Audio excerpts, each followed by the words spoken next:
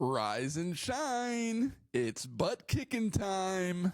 The Minnesota Vikings did not play on Sunday. They played tonight on Monday Night Football. But boy, oh boy, did they win on Sunday. Multiple times the Minnesota Vikings caught very nice breaks. Not necessarily lucky breaks, but very nice breaks. They could have gone either way. And the Minnesota Vikings are in a great spot after a day in which they didn't even play. So let's talk about it. Well, one, the Chicago Bears have been officially eliminated from the playoffs with the Washington Commanders win over the Saints. So they are officially gone. And what that means is that they have nothing to play for in their matchup versus the Minnesota Vikings on Monday Night Football. They practically already had nothing to play for, but just to put the little salt in the wound in the Chicago Bears situation, now they really have nothing to play for. Tonight should be a blowout in the Vikings-Bears matchup. The only thing that is preventing it is, the fact that the Chicago Bears probably don't want to get embarrassed on national television. But the prior week, the Bears got annihilated by the San Francisco 49ers that have been struggling throughout the entire season. And tonight, a rolling Minnesota Vikings offense should be able to take care of business pretty easily at home versus the Chicago Bears. So let's just crush these guys. Let's just dominate them. They are eliminated. They're 4-9. The Vikings are 11-2. And at this point in time, the Chicago Bears have nothing to play for, and the Minnesota Vikings have everything to play for. Because the Detroit Lions lost yesterday. The unstoppable, undefeatable. Oh, who can defeat them? Oh, can anyone stop the Lions? There's nothing that I dislike more than national narratives that get created by the talking heads, ESPN, Fox Sports 1, whatever it is, that aren't true. For weeks it's been, can anybody stop the Lions? Are they just going to have an easy path to the Super Bowl? And you look at what the Lions have done this year. Sure, it's been impressive. They're 12-2 right now. But they were down to Houston by a lot in the first half, and then they came back. They beat Green Bay by 3. They were a Chicago Bears meltdown away from losing to Chicago in the second half. One of the worst clock mismanagement situations I think I have ever seen in the National Football League by Bears coach Matt Eberflus. Caleb Williams was sacked with 32 seconds left, and they refused to call a timeout because they were afraid that if they called timeout, they would not be able to get the kicker onto the field after a play. So let's say the play lasts 6 seconds. They were afraid that they could not get the kicker on the field with 26 seconds left and attempt a field goal. So you look at the way the Lions have been winning just recently. Snuck past the Bears, snuck past the Packers, and now just got beat by the Buffalo Bills at home. And the Bills just put up 48 points on the Lions. So this Lions team is very beatable. Oh, and the Minnesota Vikings had them on the ropes Week 7 at US Bank Stadium. The Vikings had the lead in the game. And because I this is not a shot at the Lions. the Lions are a fun team to cheer for. They're a fun team to watch. I love the way Dan Campbell coaches. It probably will come back to bite him in the butt, but man, aggressiveness is entertaining. And from that angle, it's fun. But my gripe is against the national media that creates these narratives that just aren't true. If the Minnesota Vikings convert a 3rd and 4 at the end of the game versus the Lions, the Minnesota Vikings win that game. If Justin Jefferson and Jordan Addison don't practically run the same route at the end of that game, there's a good chance the Vikings win that game. Because I remember Darnold rolling out to his right on a play-action play, and Addison and Jefferson were basically in the same spot. And I think Darnold was targeting Jefferson, and I think Addison's defender actually hit the ball up in the air, if I'm remembering that correctly. So the fact that the Lions have been thought of to have this unstoppable, unbeatable team is just not accurate. And now we're finally seeing that come to fruition. So as scary as week 18 could have been in the Vikings-Lions matchup, I actually think the more challenging matchup for the Minnesota Vikings is going to be the Green Bay Packers in week 17. Because the Packers have been playing some good football recently. And if you remember last year, the Packers got hot at the right time. The Packers just annihilated the Seattle Seahawks on the road 30-13. They beat the Miami Dolphins 30-17. They beat the 49ers 38-10. They lost to the Lions by 3. But their other 3 matchups, they've been pummeling teams, just stampeding them to the ground. So I think the matchup that the Vikings need to be weary of is their matchup versus the Packers in week 17. I think they can beat the Lions, especially because things have not gone the Lions' direction recently. Because you think about what the Lions have had happen to them this year, and let's just take a look at this. Look at this. If you're on YouTube and if you're listening, I'll read it to you.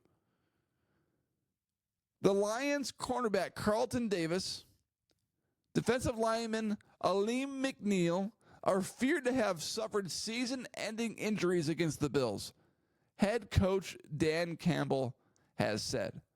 So the Lions defense that just gave up 48 points against the Buffalo Bills is getting beaten down the stretch by injuries.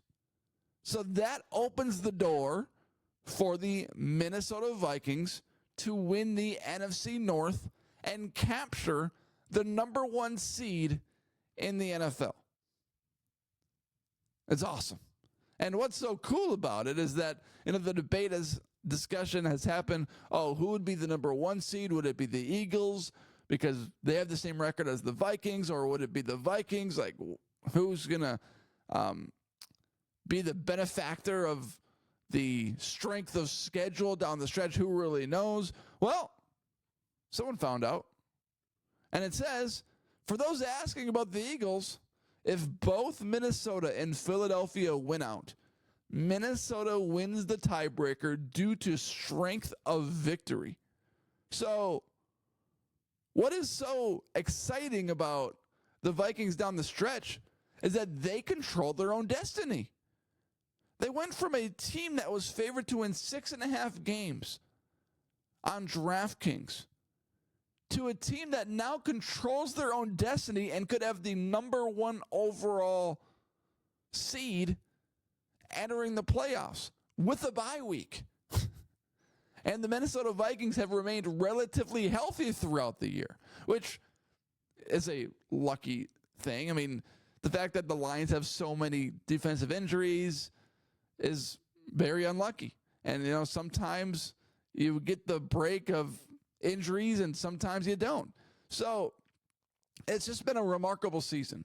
And the false narratives created about the Lions, the lack of attention focused on the 11-2 Minnesota Vikings has just been flat out disrespectful, because the narratives that was created by the Lions was created despite the Vikings having the Lions on the ropes in their last matchup. So it just bothers me. It's just annoying. And one more thing to note here before I touch on the Bears-Vikings matchup tonight. Josh Allen, after his performance versus the Lions on Sunday, in which his team put up 48 points, is now going to be the unanimous MVP. Sam Darnold now has no chance because Josh Allen went 23 for 34, 362 yards, 2 touchdowns, 0 picks, a passer rating of 122.4, and he also ran for 2 touchdowns. So 4 total touchdowns, 48 points. They're 11-3. Josh Allen is going to be the MVP during the NFL season this year. So Sam Darnold, he should finish top 3. There's nothing wrong with top 3. There's nothing wrong with top 5. As Talladega Nights, there's nothing wrong with second. As Ricky Bobby once, but there's nothing wrong with second. It's not like you're getting 5th or 6th. There's nothing wrong with second. If you win, how am I supposed to win? There's nothing wrong with second. So I don't know why Sam Darnold wouldn't be second based on how he's playing, and especially since the Cincinnati Bengals stink this year, and Joe Burrow really isn't in the running, even though he's throwing for more touchdowns than anybody else in the league. But it's going to Josh Allen. And I said it a few weeks ago that it was going to Josh Allen because the MVP award is a reputation award, and it's the most annoying award there is because it just goes to the player that they think should get it because they haven't got it yet. And it's just a revolving door of who they think should get it. But now Josh Allen deserves it. So now the award will go to the guy that they think should get it. And the award should go to a guy that also deserves it too. So congrats, Josh Allen. All right, one more thing in the Bears. Their interim head coach, Thomas something, I don't know. The Bears interim head coach, what's his name? More reason for Thomas Brown. Yeah, Thomas Brown. Another reason why the Chicago Bears have nothing to play for is that Thomas Brown is not going to be coming back as the Bears head coach, even if they finish off with a perfect record. If he finishes off the season and they finish, 8-9, he's still not going to be retained. Maybe he'll be retained as an assistant, but probably not. Maybe he'll be retained as a scout, probably. Who knows?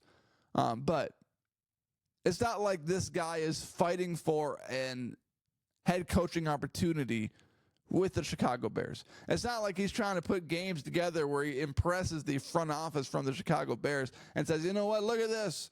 Look what I did with Caleb Williams these last few weeks of the season. You should hire me as head coach, which means the players don't really care. The coaches don't really care. The Minnesota Vikings should blow out the Chicago Bears. My one fear is that things went so good on Sunday. The Vikings clinched a playoff spot because the Seahawks lost. So they're in. The Lions lost. So the Minnesota Vikings have a chance at the number 1 seed in the NFC and have a chance to clinch the NFC North if they win out. That's a win. The Chicago Bears have nothing to play for because the Commanders won, and now their season's over. It's another win. So because things went so good on Sunday, my fear is that something could go wrong tonight. Will it? Hopefully not. I'm not going to predict that it will, but I'm just weary of it. Sometimes things go so good, you got to be aware of the middle, right? If things are so good, well, eventually it's going to find its center. It always does. If someone's statistically outperforming their typical stature, well, then they typically drop down and they find their average. So just be wary. Just watch out. I'm not calling it a jinx. I'm just saying watch out because things went so good for the Vikings on Sunday that hopefully things don't go bad for the Vikings on Monday night. But it should be a good game. I'll predict the Vikings to win 31-14. in a blowout over the Bears on Monday Night Football, in which the Monday Night Football panel will wear their Randy Moss jerseys after Randy Moss had to step down from Monday Night Football and beat cancer. Adam Thielen gave his respects to Randy Moss, which was cool. But expect the Monday Night Football Countdown crew to have Randy Moss jerseys. First Vikings game on Monday Night Football since the news that broke out just recently. So look forward to that. Should be a good matchup. Should be a Minnesota Vikings win. And the doors are now open to the number 1 seed and an NFC North title. How about that?